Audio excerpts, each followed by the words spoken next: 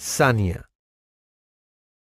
ये एक 13 साल की 8वीं क्लास में पढ़ने वाली लड़की है जिसे नई नई चीजों के बारे में जानना पसंद है। मम्मी जी, सानिया की मम्मी, जिनकी उम्र लगभग 40 साल है, जो कि शहर में रहती हैं, वो सानिया को नई चीजें खोजने, जानने में मदद करती हैं।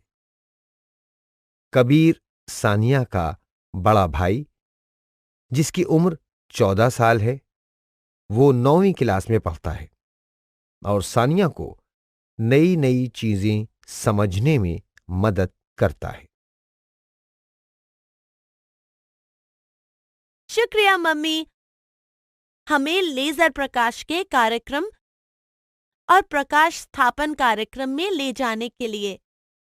कुछ मैंने पिछली कक्षा में पढ़ा था, कुछ इस कार्यक्रम से जाना और कुछ मुझे कबीर भैया ने बताया था। चलो अब तुम दोनों मुंह हाथ धो लो, फिर हम सब खाना खाएंगे। मम्मी, मेरा तौलिया मिल नहीं रहा है। कहीं मेरा तौलिया छत पर तो नहीं फैला है? अरे हाँ, याद आया, आज मैंने तुम्हारा तौलिया धोकर छत पे फैलाया था और मैं उसे छत से उतारना भूल गई। जाओ सानिया, छत से अपना तौलिया उतार लाओ। ठीक है मम्मी। वाह, आज चांद कितना चमक रहा है। सानिया, सानिया, इतनी देर हो गई, छत पर क्या कर रही हो? कुछ नहीं भैया, चांद देख रही हूँ। रुको, मैं भी छत पर आ रहा हूँ। देखो भैया, चांद कितना चमक रहा है। सानिया, क्या तुम्हें पता है चांद इतना चमकीला क्यों होता है? ये अपनी रोशनी कहाँ से लाता है? हाँ भैया, मैंने 6ठी कक्षा में पढ़ा था कि चांद एक अप्रदीप्त वस्तु है जो कि खुद प्रकाश उत्पन्न नहीं करता, बल्कि सूरज अपना प्रकाश चांद पर डालता है, जिसको चांद परावर्तित करता है और हमें इतना चमकदार दिखता है। बिल्कुल सही कहा सानिया। चांद की तरह हमारी पृथ्वी भी अप्रदीप्त है और उस पर मिलने वाली ज्यादातर चीजें भी अप्रदीप्त होती है, जैसे कि पेड़, कागज और अन्य वस्तुएं।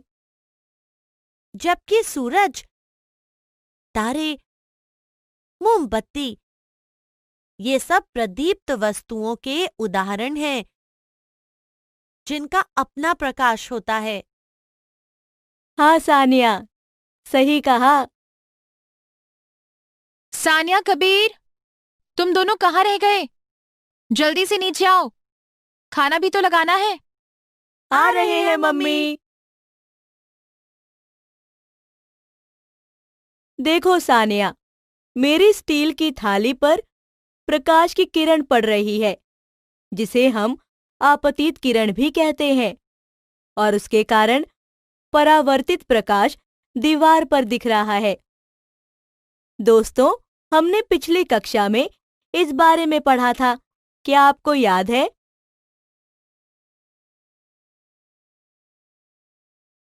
ओहो, बिजली चली गई। अब हमें मोमबत्ती लानी होगी। मैं रसोई घर से मोमबत्ती लाता हूँ। ज्यादा प्रकाश देने के लिए ये मोमबत्ती बहुत छोटी है। हमें 2 मोमबत्ती और जलानी पड़ेंगी। मम्मी, मेरे पास एक सुझाव है। क्या मैं और भैया प्रकाश स्थापन करें?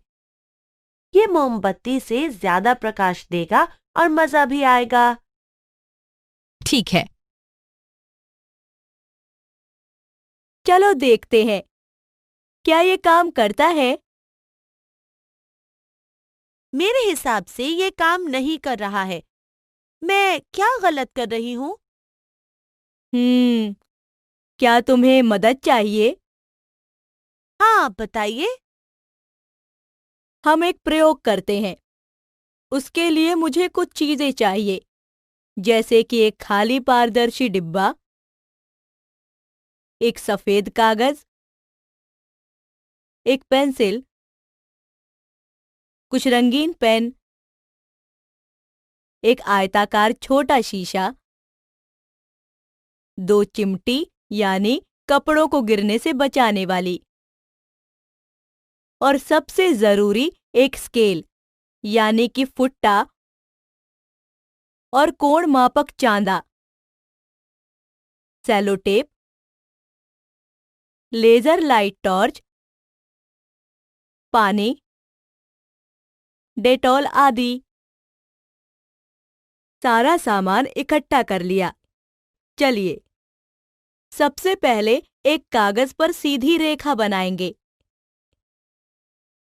फिर पारदर्शी डिब्बा जिसके केंद्रीय भाग पर कोण मापक चांदा चिपका हो, उसके कागज पर बनी उस रेखा पर इस प्रकार रखेंगे कि कोण मापक पर 90 डिग्री का कोण बने। अब हम कोण मापक की आधार रेखा पर हम चिमटी की मदद से आयताकार शीशा सीधा रखेंगे। इस प्रकार की कोण मापक का प्रतिबिंब उसमें नजर आए। पारदर्शी डिब्बे में थोड़ा पानी और डेटॉल का घोल डाल दो जिससे वो साफ साफ नजर आए। मेरी अध्यापिका ने ये प्रयोग करवाया था, इसलिए मुझे पता है। ठीक है, डाल दिया पानी और डेटॉल का घोल। अब लेजर लाइट एक कोण पर डालो और देखो। अरे हाँ भैया, अब तो साफ साफ लेजर लाइट की किरण परावर्तित होती दिख रही है।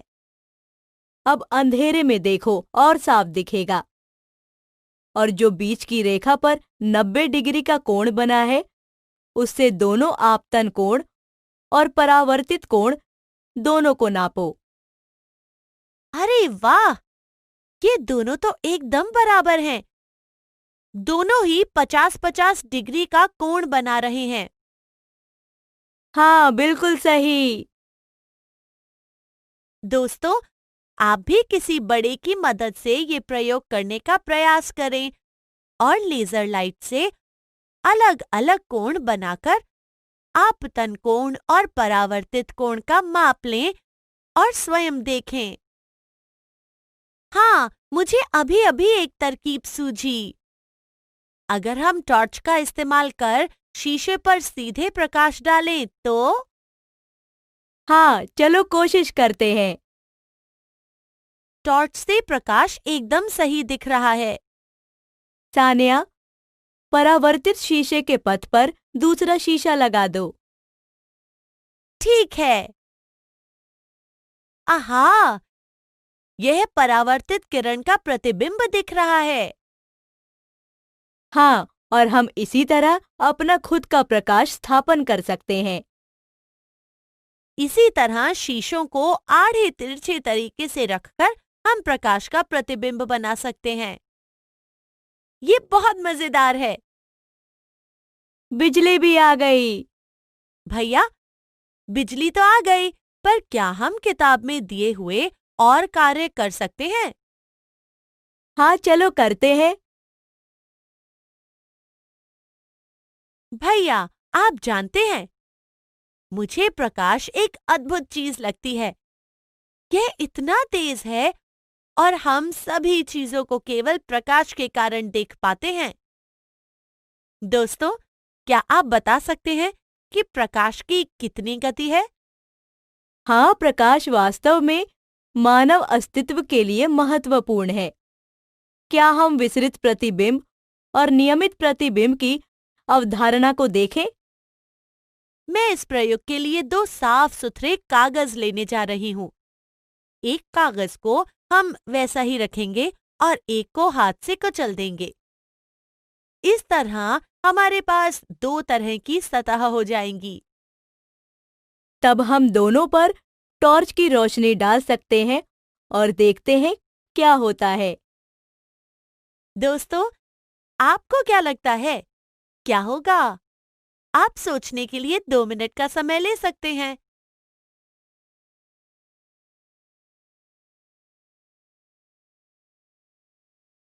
चलिए देखते हैं। पहले मामले में जब हम टॉर्च की रोशनी कागज की चमकदार सतह पर डालते हैं तो तेज प्रकाश का नियमित प्रतिबिंब बन रहा है। दूसरे मामले में प्रकाश इतना तेज नहीं है बल्कि विसरित है। आज हमने जाना प्रकाश की मदद से हम चीजें देख पाते हैं। दुनिया में दो तरह की वस्तुएं हैं, अप्रदीप्त और प्रदीप्त वस्तु। अप्रदीप्त वस्तुओं को चमकने के लिए प्रकाश के अन्य स्रोतों की आवश्यकता होती है।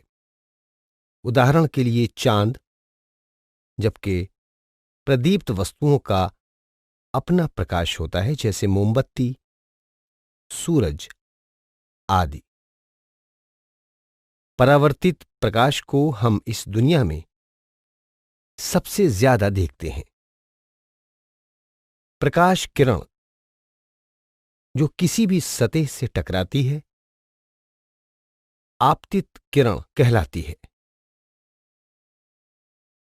प्रतिबिंब के बाद सतह से वापस आने वाली किरण को परावर्तित किरण कहते हैं।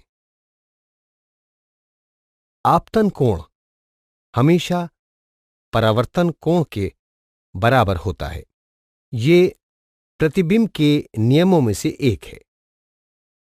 आपतित किरण आपतन बिंदु पर आपतन और परावर्तित किरण ये सभी एक तल में होते हैं। जब सभी समांतर किरणें किसी खुरदरे या अनियमित सतह से परावर्तित होने के बाद समांतर नहीं होती तो ऐसे परावर्तन को विसरित परावर्तन कहते हैं। दर्पण जैसी चमकदार सतह से परावर्तन को नियमित परावर्तन कहा जाता है। दो शीशों को आमने सामने रखकर परावर्तित किरण को परावर्तित किया जा सकता है। इसी तरह परावर्तित किरण दोनों शीशों से टकराकर बनाई जा सकती है।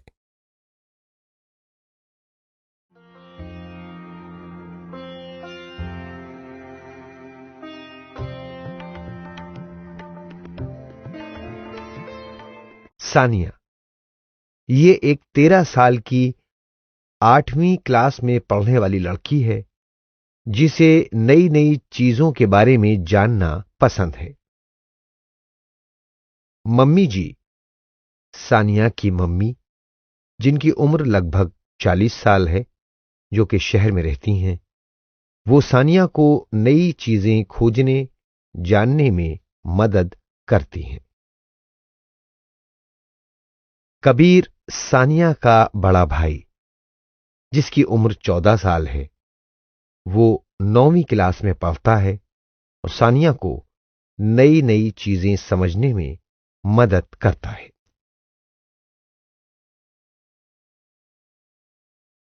अब तक हमने जाना कि प्रकाश की मदद से हम चीजें देख पाते हैं। दुनिया में दो तरह की वस्तुएं हैं, अप्रदीप्त और प्रदीप्त वस्तु। अप्रदीप्त वस्तुओं को चमकने के लिए प्रकाश के अन्य स्रोतों की आवश्यकता होती है। उदाहरण के लिए चांद, जबकि प्रदीप्त वस्तुओं का अपना प्रकाश होता है, जैसे मोमबत्ती, सूरज आदि। परावर्तित प्रकाश को हम इस दुनिया में सबसे ज्यादा देखते हैं। प्रकाश किरण जो किसी भी सतह से टकराती है आपतित किरण कहलाती है। प्रतिबिंब के बाद सतह से वापस आने वाली किरण को परावर्तित किरण कहते हैं। आपतन कोण हमेशा परावर्तन कोण के बराबर होता है। ये प्रतिबिंब के नियमों में से एक है। आपतित किरण आपतन बिंदु पर, अभिलंब और परावर्तित किरण ये सभी एक तल में होते हैं। जब सभी समांतर किरणें किसी खुरदुरे या अनियमित सतह से परावर्तित होने के बाद समांतर नहीं होती, तो ऐसे परावर्तन को विसरित परावर्तन कहते हैं। दर्पण जैसी चमकदार सतह से परावर्तन को नियमित प्रतिबिंब कहा जाता है। दो शीशों को आमने सामने रखकर परावर्तित किरण को परावर्तित किया जा सकता है। इसी तरह परावर्तित किरण दोनों शीशों से टकराकर बनाई जा सकती है। सानिया, तुम 2 घंटों से टीवी देखे जा रही हो। मम्मी, मुझे यह कार्यक्रम बहुत पसंद है और इसके सभी भाग आज दिखाए जा रहे हैं। मुझे पता है सानिया, लेकिन लगातार टीवी देखने से तुम्हारी आंखों की रोशनी खराब हो जाएगी। क्या तुम ऐसा चाहोगी? ठीक है मम्मी, मैं अब टीवी बंद कर देती हूँ। मैं अब क्या करूं? एक काम करती हूँ, मैं बाहर जाकर देखती हूँ कि भैया पार्क में हैं या नहीं। क्या बात है सानिया, तुम क्यों चिल्लाई? मैं बहुत देर से अंधेरे में टीवी देख रही थी और अचानक जब मैं भैया की तलाश में बाहर आई तो धूप की रोशनी मेरी आंखों पर पड़ी। मुझे ऐसा लगा जैसे मैं एक पल के लिए अंधी हो गई। ओह, थोड़ी देर के लिए अपनी आंखें बंद करो और शांत हो जाओ। थोड़ी देर में सब ठीक हो जाएगा। यहाँ इतना अंधेरा क्यों लग रहा है? मैं कुछ देख नहीं पा रहा। कबीर, थोड़ी देर के लिए अपनी आंखें बंद करो और फिर आंखें खोलकर फिर से कमरे को देखो। हाँ, मैं अब सब कुछ साफ साफ देख पा रहा हूँ। ये कैसे हुआ? जब मैं एक अंधेरी जगह से एक रोशनी वाली जगह पर गई, तब कुछ देर तक मैं कुछ नहीं देख पाई और जब भैया एक रोशनी वाली जगह से अंधेरे में आया, तब वह कुछ देर तक कुछ नहीं देख सका। मुझे पता है कि क्या हुआ था। अंदर और बाहर की रोशनी में अंतर है, जिस कारण आंखें तेज रोशनी से धीमी रोशनी पर जाने पर खुद को उसके अनुरूप ढालने में समय लगाती है। उस ही समय में हमें आंखों के आगे अंधेरा सा लगता है और ऐसा ही इसके उलट परिस्थिति में भी होता है, क्योंकि कमरे में बाहर की तुलना से कम रोशनी होती है। इसीलिए हमारी आंखों को बदलते परिवेश में जल्दी से समायोजित होने में कठिनाई होती है। बिल्कुल सही कहा कबीर। हमें रोशनी और आंखों के बारे में और भी जानकारियां पता लगानी है ना सानिया? हाँ भैया, आइए ढूंढते हैं। ये देखिए भैया, किताब में लिखा है कि परितारिका नाम की मांसपेशी हमारे आंखों में पहुंचने वाली रोशनी की मात्रा को नियंत्रित करती है। हाँ, यह सही है। यहाँ देखो कि ये कैसे ऊपर और पास से दिखता है जब परितारिका आंखों में रोशनी जाने देती है। दोस्तों, क्या आप बता सकते हैं कि परितारिका आंखों में कब ज्यादा रोशनी जाने देती है और कब कम जाने देती है? आप सोचने के लिए 2 मिनट का समय ले सकते हैं। इसके लिए आप एक प्रयोग कर सकते हैं। एक अंधेरे कमरे में थोड़ी देर बैठें और फिर धूप में बाहर निकलें। अपने दोस्त से यह देखने के लिए कहें कि प्रत्येक स्थिति में आपकी परितारिका कितनी खुली है। भैया, तुमने देखा होगा कि कितने फोटोग्राफर बड़े बड़े लेंस लगाते हैं अपने कैमरे पर, जो कि बहुत महंगे होते हैं। हाँ, इसीलिए हमारी आंखों को अच्छी देखभाल की जरूरत है, वरना हमारी आंखों का इलाज होना बहुत मुश्किल और महंगा है। और कई बार जब हमारी आंखों की रोशनी चली जाती है तो उसे दोबारा पाना बहुत मुश्किल है। मैं अब से टेलीविजन देखते समय सावधान रहूंगी और ज्यादा देर तक टेलीविजन नहीं देखूंगी। दोस्तों, क्या आप मुझे सही दृष्टि के लिए माप बता सकते हैं? हाँ, आप सही हैं। यह 20 बाय 20 है। यदि आप एक नेत्र परीक्षण केंद्र में जाते हैं तो आप देखेंगे कि नेत्र रोग विशेषज्ञ आपकी आंख की जांच करेंगे और फिर आपकी दृष्टि को एक संख्या देंगे जो आपकी दृष्टि के आधार पर होगी।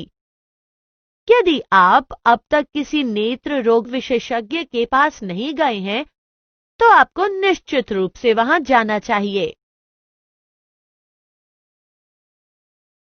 सानिया, क्या तुम जानती हो कि आंखों के भी कई रोग होते हैं जो किसी को भी हो सकते हैं? उनमें से एक मोतियाबिंद है। इसमें आंख का लेंस धुंधला हो जाता है। भैया, क्या मोतियाबिंद का इलाज मुमकिन है?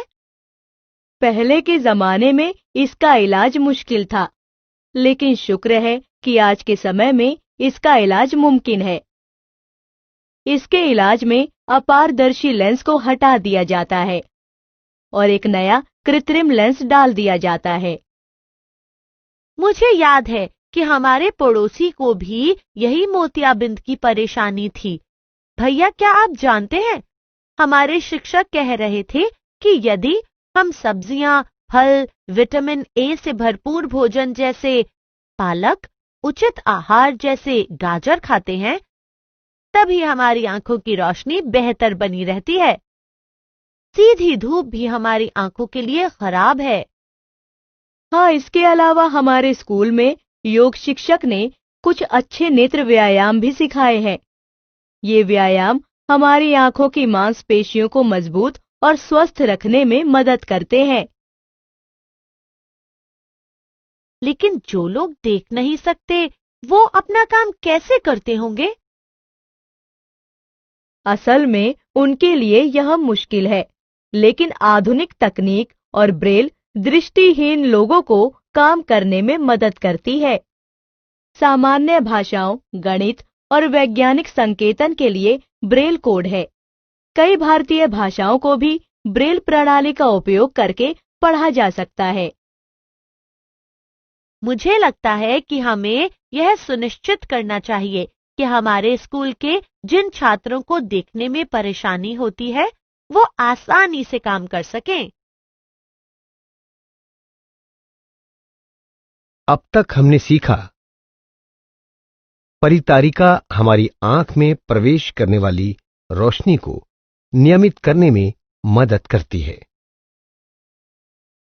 विटामिन ए से भरपूर भोजन हमारी आंखों को स्वस्थ रखने में मदद करता है। सीधी धूप भी हमारी आंखों के लिए खराब है। यदि हम अपनी आंखों की देखभाल ठीक से नहीं करते तो मोतियाबिंद जैसी बीमारियां हो सकती हैं। दृष्टिहीन लोग ब्रेल लिपि सीख और पढ़ सकते हैं। सामान्य भाषाओं, गणित और वैज्ञानिक संकेतन के लिए ब्रेल कोड है। कई भारतीय भाषाओं को भी ब्रेल प्रणाली का उपयोग करके पढ़ा जा सकता है। पूर्ण दृष्टि या सामान्य दृष्टि 20/20 होती है। हमारी आंखें बहुत नाजुक होती हैं, इसलिए हमें उनकी साफ सफाई का ध्यान रखना चाहिए।